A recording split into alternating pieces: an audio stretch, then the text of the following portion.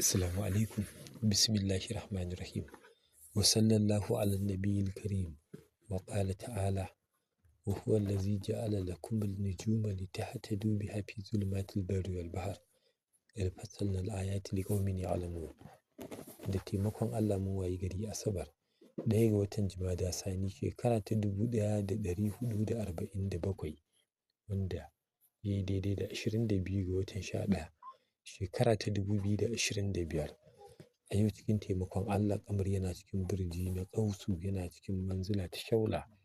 Sa'o'in kamar da taimakon Allah za su kasance kamar haka: ƙarfe 12:12 na rana zuwa ƙarfe 1:09, sai ƙarfe 7 na dare zuwa ƙarfe 8:02, sai kuma ƙarfe 2:16 na tsakar dare zuwa ƙarfe 3:19 cikin taimakon Allah.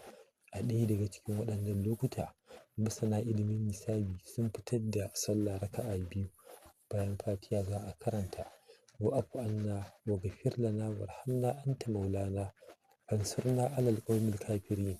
A madadin sura, bayan sallama ai wa annabi salati, ai istighfari daidai gwargwado, sai a karanta ya qayyumu 156, ya qadiru 314.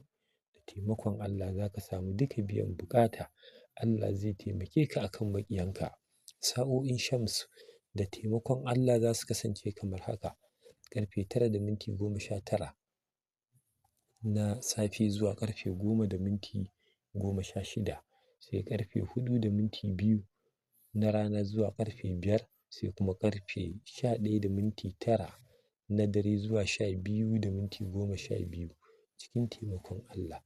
A ɗaya daga cikin waɗannan lokuta, masana ilimin hisabi sun fitar da wurdin ya ƙaharu 306, ya ƙaribu 312 domin samun rinjaye a cikin duka lamura.